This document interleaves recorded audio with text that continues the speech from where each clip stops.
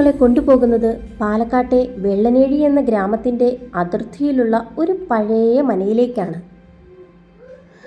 Hello guys, എല്ലാവർക്കും Kavya family വ്ലോഗ്സിൻ്റെ പുതിയൊരു വീഡിയോയിലേക്ക് സ്വാഗതം. ആദ്യമായിട്ടാണ് ചാനൽ കാണുന്നതെങ്കിൽ എല്ലാവരും ഒന്ന് സബ്സ്ക്രൈബ് ചെയ്യുക, സപ്പോർട്ട് ചെയ്യുക, ബെല്ലടിക്കുക. പുതിയ പുതിയ വീഡിയോസിനായിട്ട് ഓൾ ബട്ടൺ കൂടി അടിച്ചു വെച്ചേക്കുക. അപ്പോൾ നമുക്ക് വീഡിയോയിലേക്ക് കിടക്കാം.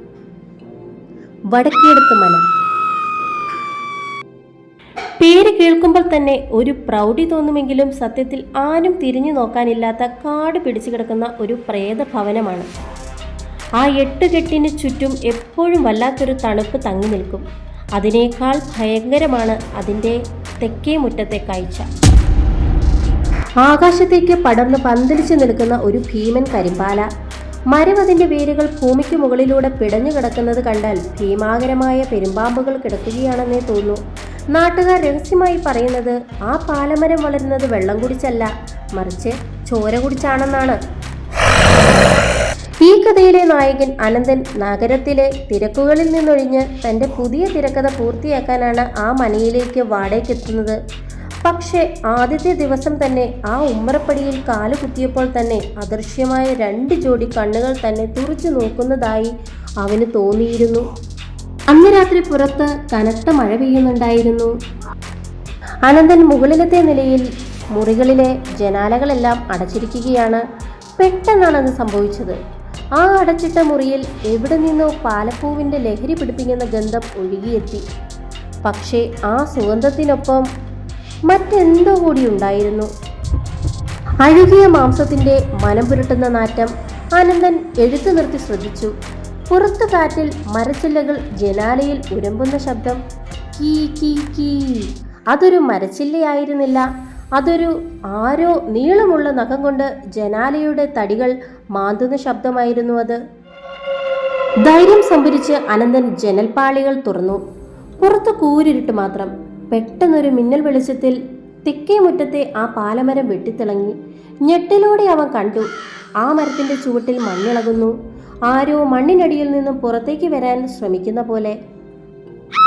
ഭയത്തോടെ അവൻ ജനലടച്ചു. ആ നിമിഷം മുറിയിലെ മെഴുകുതിരി അണഞ്ഞു. കട്ട പിടിച്ച ഇരുട്ടിൽ തൻ്റെ തൊട്ടു പിൻപിൽ ആരുടെയോ ശ്വാസോനിശ്വാസം അവന് കേൾക്കാമായിരുന്നു. ഐസുപോലെ തണുത്ത ശ്വാസം അവൻ്റെ പെടലിയിൽ തട്ടി. അനന്തൻ തൊട്ടടുത്ത കാവിലെ പൂജാരിയെ പോയി കണ്ടു. അനന്തൻ പറഞ്ഞ ലക്ഷണങ്ങൾ കേട്ടതും പൂജാരിയുടെ മുഖം വിളറി. അദ്ദേഹം പറഞ്ഞു, മോനെ, നീ അവിടുന്ന് ഉടനെ ഒഴിഞ്ഞു പോ. അവിടെയുള്ളത് സാധാരണ പ്രേതമല്ല, ഒരു രക്തരക്ഷസാണ്. വർഷങ്ങൾക്ക് മുൻപ് ആ മനയിലെ കാരണവർ ഗർഭിണിയായ ഒരു ദാസി പെണ്ണിനെ ചതിച്ചു കൊന്നതാണ്. അവളെ ജീവനോടെ ആ പാലമരത്തിന്റെ ചുവട്ടിൽ കുഴിച്ചിട്ടു. മരിക്കുന്നതിന് മുൻപ് അവൾ ശപിച്ചിരുന്നു, തൻ്റെ കുഞ്ഞിന്റെ ചോരയ്ക്ക് പകരം ഈ തറവാട്ടിലെ സകല ആണുങ്ങളുടെയും ചോര അവൾ കുടിക്കുമെന്ന്. ഇത് കേട്ട അനന്തൻ അന്ന് രാത്രി തന്നെ മടങ്ങാൻ തീരുമാനിച്ചു. പക്ഷേ വിധി അവനെ കാത്തിരിക്കുകയായിരുന്നു. സാധനങ്ങളെല്ലാം പാക്ക് ചെയ്ത് ഇറങ്ങാൻ തുടങ്ങിയപ്പോഴേക്കും നേരെ വിരട്ടി. കാർ സ്റ്റാർട്ട് ചെയ്യാൻ ശ്രമിച്ചെങ്കിലും അത് അനങ്ങിയില്ല. മനയുടെ വാതിലുകൾ താനെ കൊട്ടിയടഞ്ഞു. ഇപ്പോൾ വീട് നിശബ്ദമാണ്. പെട്ടെന്ന് മുകളിലത്തെ നിലയിൽ നിന്ന് ഒരു പാദസരത്തിന്റെ ശബ്ദം പടികൾ ഇറങ്ങി വരാൻ തുടങ്ങി. ഓരോ ചുവടും ഭാരമേറിയതായിരുന്നു. അതൊരു നടത്തമായിരുന്നില്ല, ആരോ എന്തോ വലിച്ചഴച്ചു പോയതുപോലെയാണ് ശബ്ദം. ഇരുട്ടിൽ നിന്ന് ആ രൂപം തെളിഞ്ഞു വന്നു. അതൊരു സ്ത്രീയായിരുന്നില്ല, പക്ഷെ അത് മനുഷ്യരൂപവുമായിരുന്നില്ല. കഴുത്തൊരു വശത്തേക്ക് ഒടിഞ്ഞു തൂങ്ങി കിടക്കുകയായിരുന്നു. വയർ കീറി മുറിച്ചിരിക്കുന്നു. അതിൽ നിന്നും കുടലുകൾ തൂങ്ങിക്കിടപ്പുണ്ട്.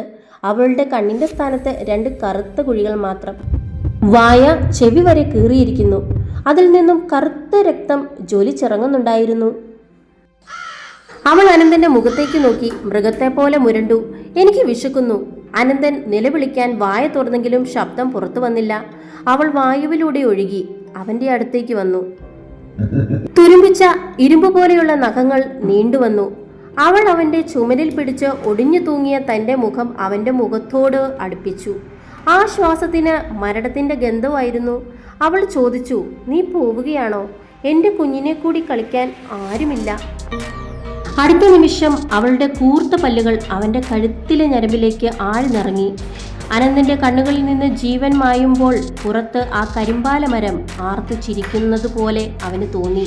2 ദിവസത്തിനു ശേഷം പോലീസ് എത്തുമ്പോൾ വടക്കേടത്ത് മന ശൂന്യമായിരുന്നു. അനന്തനെ എങ്ങും കണ്ടില്ല. പക്ഷെ തെക്കേ മുറ്റത്തെ പാലമരത്തിൽ ഏറ്റവും മുകളിലത്തെ ശിഖരത്തിൽ അനന്തന്റെ ചോര പുരണ്ട ഷർട്ട് ഒരു പൊടി പോലെ തൂങ്ങിക്കിടപ്പുണ്ടായിരുന്നു.